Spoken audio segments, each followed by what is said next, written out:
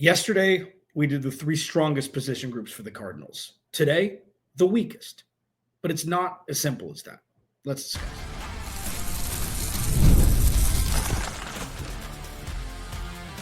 You are Locked On Cardinals, your daily Arizona Cardinals podcast. Part of the Locked On Podcast Network, your team every day. Cardinals, Alex Clancy here. Follow me on Twitter, Clancy's Corner. Follow the podcast at Locked On AZ Cards. Thank you for making Locked On Cardinals your first listen, free wherever you get your podcast and on YouTube. Part of the Locked On Podcast Network, your team, yours, every day. Today's episode of Locked On Cardinals is brought to you by Game Time. Download the Game Time app, create an account, use code LOCKEDONNFL for $20 off your first purchase. Terms do apply. Game Time. Best tickets, lowest price guaranteed. So, here we go. This is not as simple as yesterday was to me.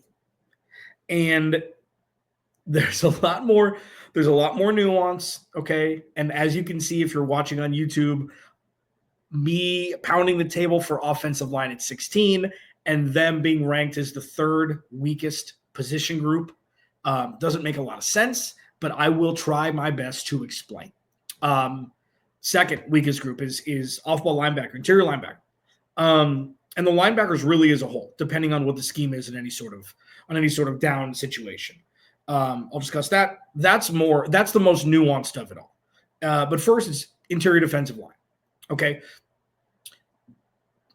So go with me here. Them bringing over Dalvin Tomlinson was fantastic. It was kind of a last minute kind of thing. It was kind of a Jonah Williams-y kind of thing. You'd seem to have more impact on a room that was pretty much devoid of any sort of real semblance of talent. I guess average to above average talent. Bilal Nichols, Justin Jones go down early. Dante Stills has been the star of that position group. 6th round pick from a couple years ago. Bring over Dalvin Tomlinson. Obviously, he's going to be the leader of the bunch. And then you've got Darius Robinson from Missouri, played sparingly last year, and you're going to move him inside. And that's going to be the dynamic duo at this point. Jonathan Gannon came from Philly. Nick Rowless came from Philly. That's not good enough for the type of defense they want to run.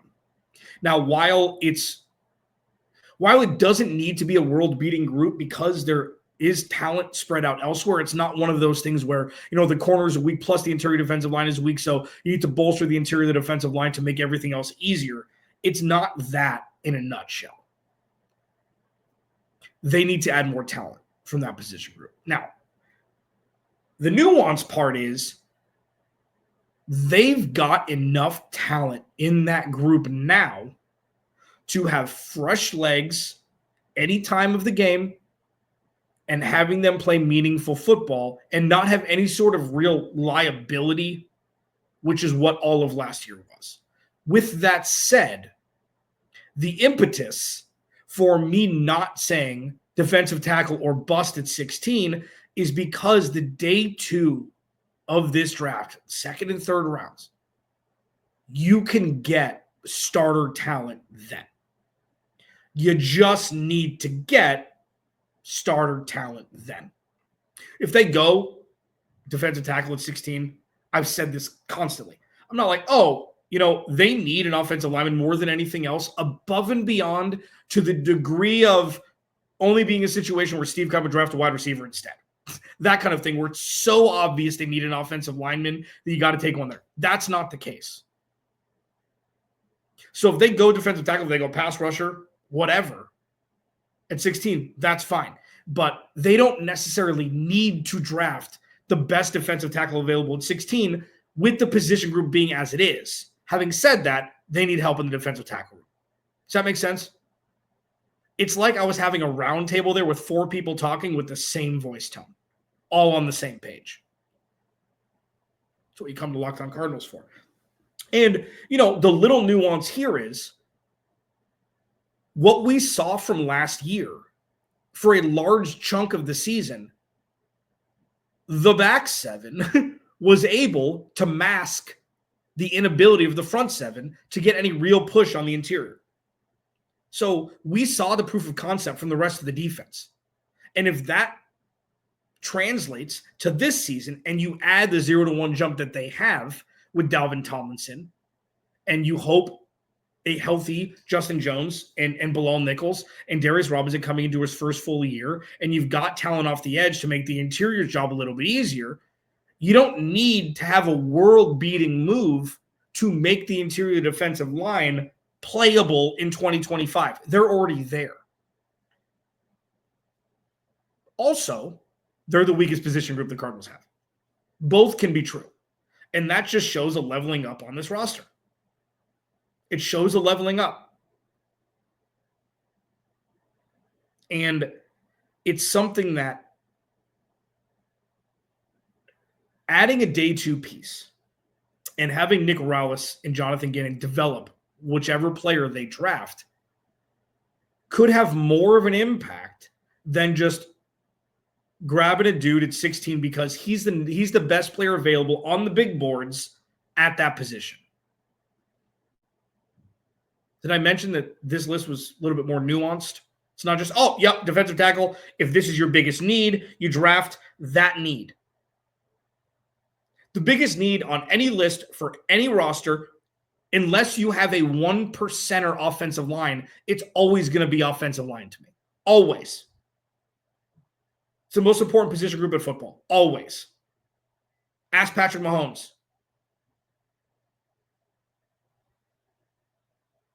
But when you look and you really start to pull the curtain back on this defense, you look and say, okay, the corners seem to be maturing and growing well at the NFL level.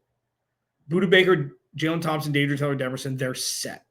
Mack Wilson played great last year. We'll see what happens with Kazir White. We'll see what happens in the draft and free agency if they want to add a veteran piece or not. CJ Mosley.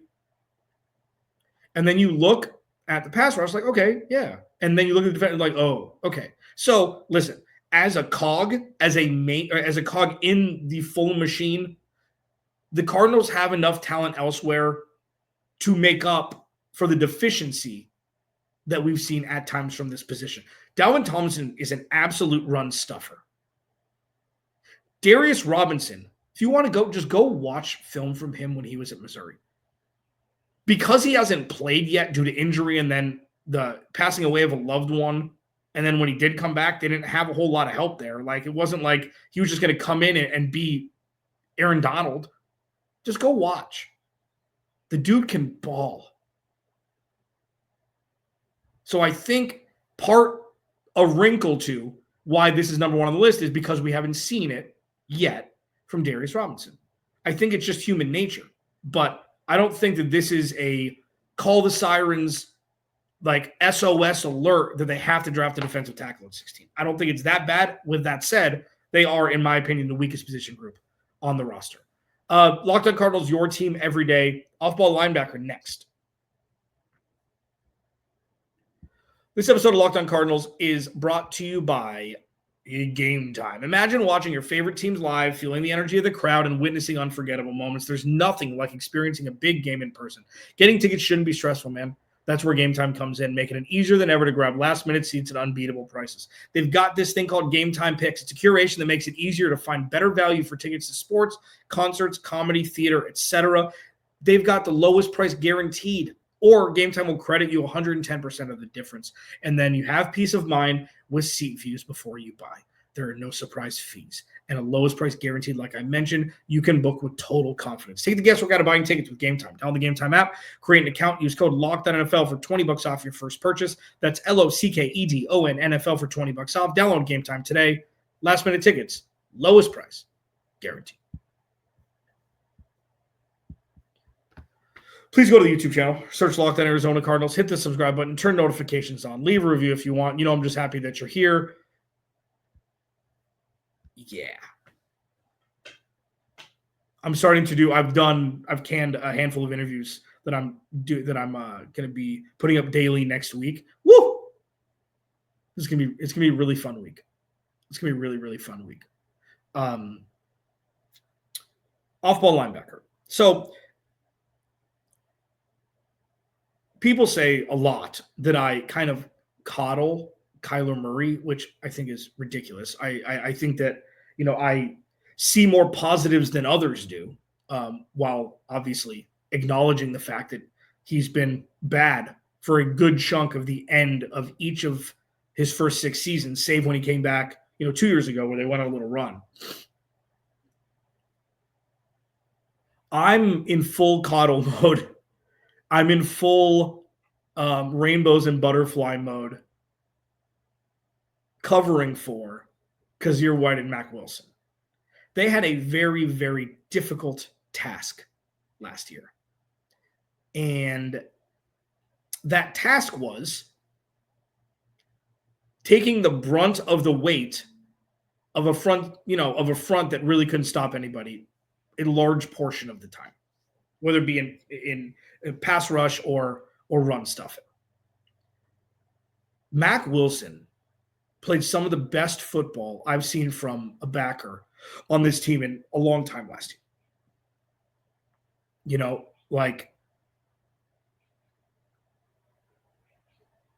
What are they supposed to do more than what they did? Because Kazir White's a ball hawk. He's not great in pass protection, or he's not great in pass coverage. Mack Wilson was an absolute ball hawk getting after the quarterback when tasked to do so. When the blitz packages became more exotic due to the Cardinals not being able to have any sort of semblance of a pass rush after the first handful of weeks, which was this weird thing that happens from time to time where, Dennis Gardeck looks like a superhuman. And then, Zaven Collins, I think, had one early. But yeah, there was no pass rush, and they were kind of in no man's land in the middle of the field, trying to just be the best open field tacklers they possibly could be. This is why, first of all, they're the second weakest position group. I think it's second because it's very much TBD of what it's going to look like. They signed a guy from Washington who's more of a special teams guy. He's kind of a do-it-yourself guy who has a skill set to be able to be a rotational piece, but they need another world beater there. They need another world beater there. And the reason why I brought up the name CJ Mosley is because, first of all, he's not signed yet. Okay. So if he was a hot commodity, naturally he would have been signed. He's 32. So he was injured last year. He had 350 tackle seasons back to back with the Jets before that. He could 100% be a Bobby Wagner. 100% be a Bobby Wagner. And what the Cardinals need the most is a tackle vacuum in the middle of the field. That's what they need most from this position group. And you could draft a guy, maybe. I don't know if you want to draft an off-ball back with the issues that they've got in the interior defensive line and pass rush, maybe wide receiver.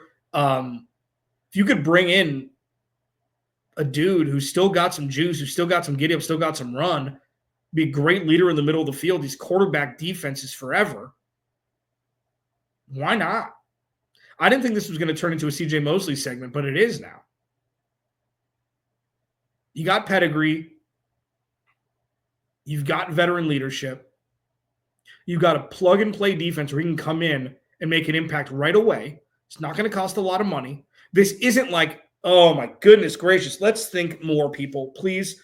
Oh, same old Cardinals bringing in an old vet who's burned up. It's like, dude, this defense doesn't need, what the Cardinals used to do was bring in veterans to save a defense, save a position group. This isn't that. He'd be a complement. He'd be a complementary piece. Not like, oh, you know what? This defense needs saving. Let's go give CJ Mosley $30 million a year at 32. Let's just think a little bit more than just simple thought, please. Please. I try really hard to just coax that out of you. I try hard, damn it.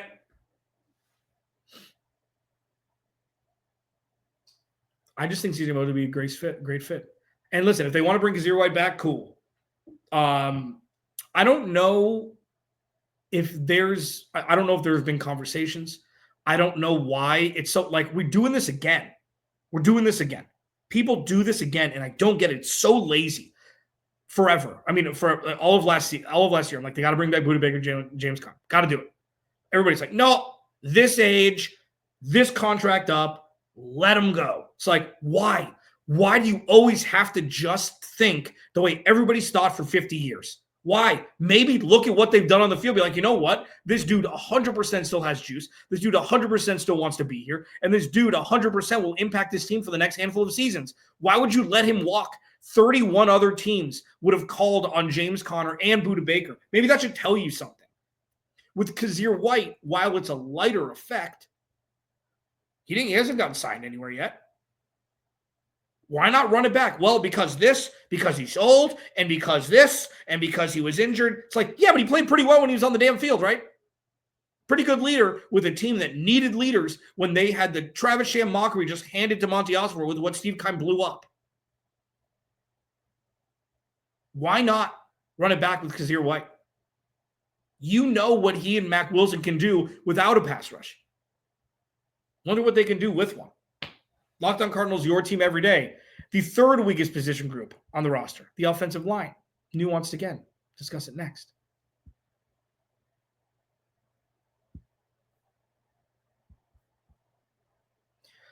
I'm sorry for yelling. It's one of my favorite half-baked quotes. I'm sorry for yelling.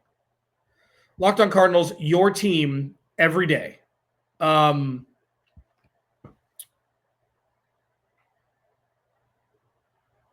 I still think the Cardinals should go offensive line at 16. And it's here. It's the same reason why I'm kind of warming up to the Will Johnson idea if he's there at 16.